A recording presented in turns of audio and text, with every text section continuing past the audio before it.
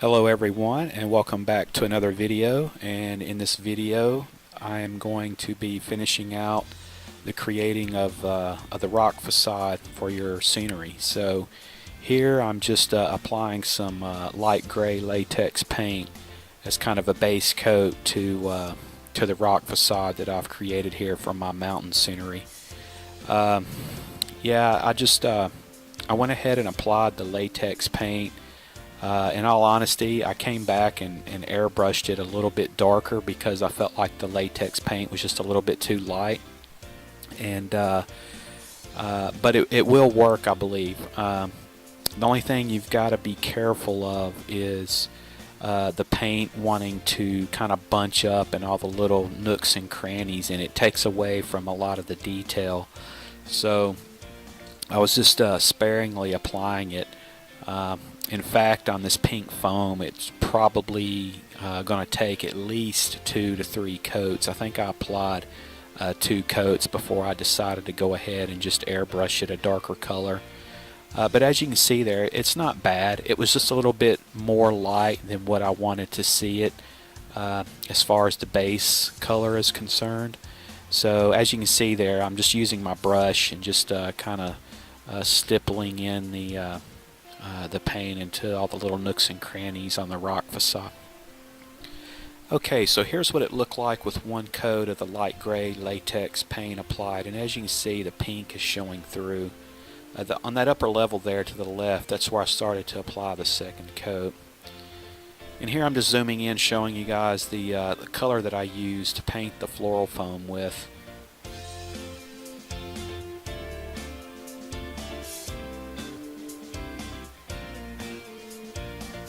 And here I am just applying the paint to the floral foam.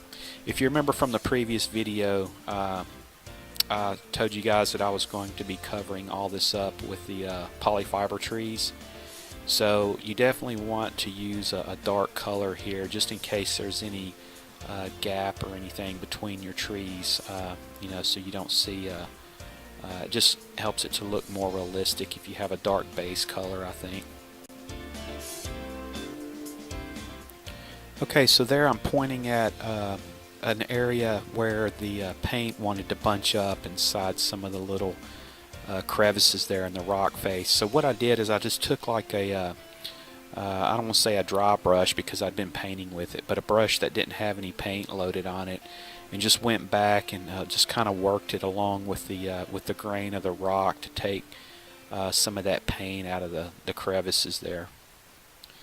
And so here's what it looked like after I had finished painting it. In fact, this is what it looked like after I'd finished airbrushing it. As you can tell, it's just a little bit darker, and I think either way would work just fine. But yeah, I chose to airbrush it here just because I wanted to get a little bit darker gray as the base color. Okay, so here I'm going to be airbrushing a stratification layer on the rock, and so what I did is I bought some light tan acrylic paint. I think the color of this was called Bamboo, and I got it at Hobby Lobby, but as you can see, I'm just running that light tan color underneath the 2 layers of rock there. Here in Tennessee anyway, you know, you see a lot of this in the limestone. So since my model railroad is the Middle Tennessee area, you know, I wanted to incorporate this into the rock facade as well.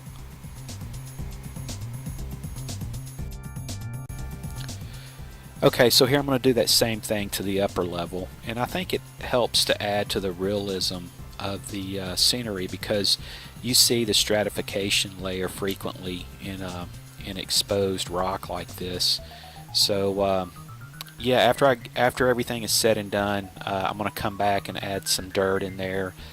You know, apply a little bit of glue and add some dirt to the sheared rock face, just to give it even that extra dimension, that extra depth.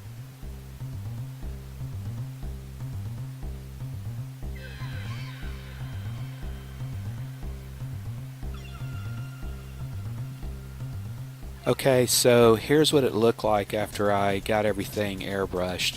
And as you can see, the texture is already starting to kind of jump out at you, just even just by applying these two colors. What we'll do next is I'll start applying the washes, and the colors that I used were black and burnt sienna, and so it'll really help to make the detail jump out. But like I said, as you can see right there, it's already starting to pop.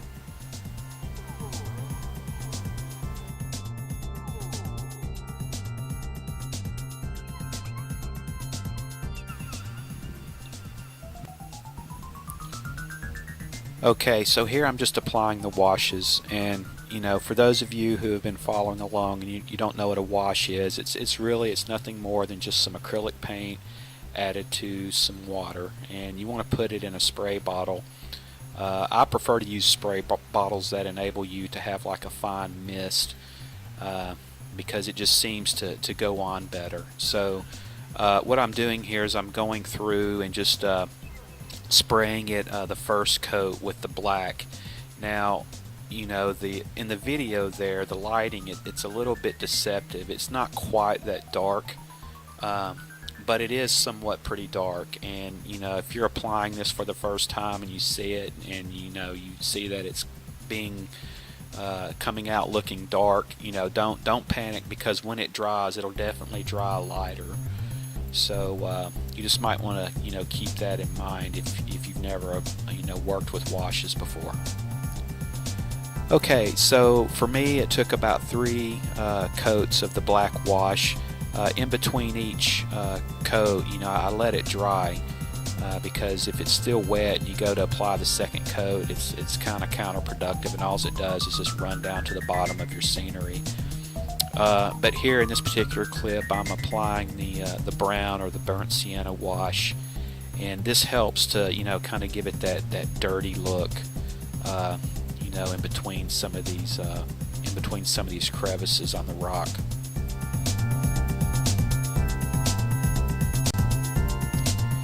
And with the burnt sienna, I also applied 3 coats. So I mean, it's really whatever you're going for. The black is used to create more of the shadow effect that you see in the crevices, and the browns kind of give it the kind of the dirty look, like I said, in between the crevices. So however you want it. I mean, it's up to you ultimately, but I chose to do equal amounts of each color.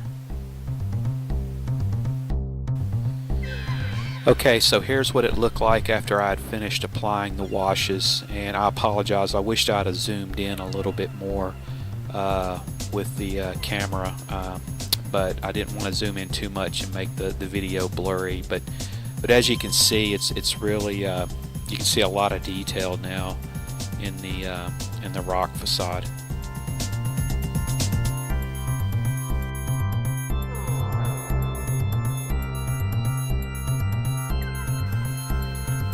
Okay, so let's talk about polyfiber trees. You can see my tray of polyfiber there, which I bought a bag of this at Hobby Lobby, and I just pulled off about that amount that you see me painting there, and just kind of balled it up and spray painted it black. And as you can see there, I applied some spray adhesive to the polyfiber, and now I'm just rolling it around in the ground cover just to get the foliage on the trees. I used a couple of different colors of green. By the way, with the exception of the light green, I made this just using some foam and a blender and some acrylic paint and a little bit of dye.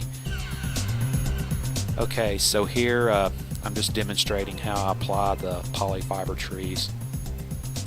Just using white glue. I actually found a big container of the wood glue, which is what I'm using here at Home Depot. So I got tired of going and buying small amounts of white glue, so I ended up buying this. And there I'm just I spread it out evenly, and then what I'll do is I'll take a polyfiber tree and I'll just I'll add more glue to the bottom side of it, and then I'll just stick it in place and pin where I need to. Just using straight pins. So One thing I did forget to mention is, after I created the polyfiber trees and after they dried and everything, I went back and I cut them in half. So it definitely takes a lot of these to cover, to cover any amount of surface area that you may have. Okay, one other thing I did want to mention was highlighting your rock. And what I did is I used the dry brush technique. There's videos out there on YouTube if you don't know what that is, but basically it's just loading a minimal amount of white acrylic paint onto your brush and then just kind of wiping that off on a piece of paper or something like that, and then just lightly going over your rock, and it helps to highlight the end of the rock, and it gives you a little bit more dimension or depth to your rock facade. So I guess really what you're looking for here is you want to try to stagger the trees as much as you can. You don't want to even rows across the floral foam. So I would recommend that you try your best to try to stagger everything if you can.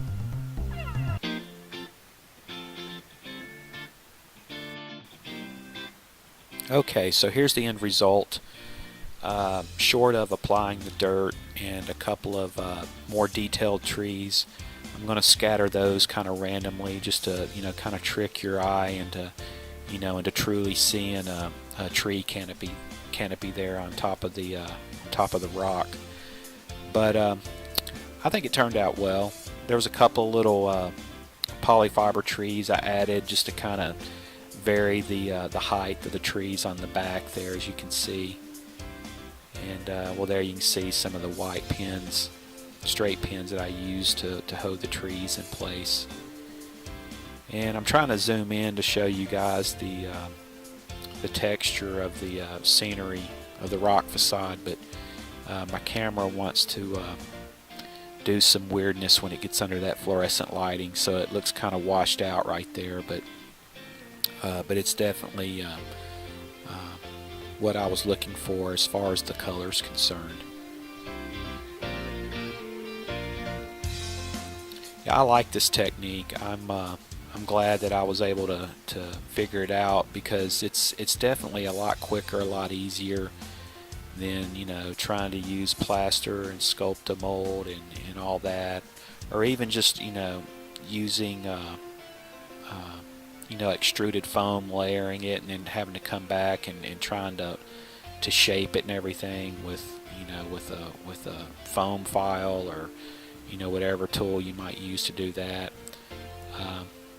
Plus, I think doing it this way, you can really get that stratified look in the rock as well. So yeah, I'm pleased with how it turned out.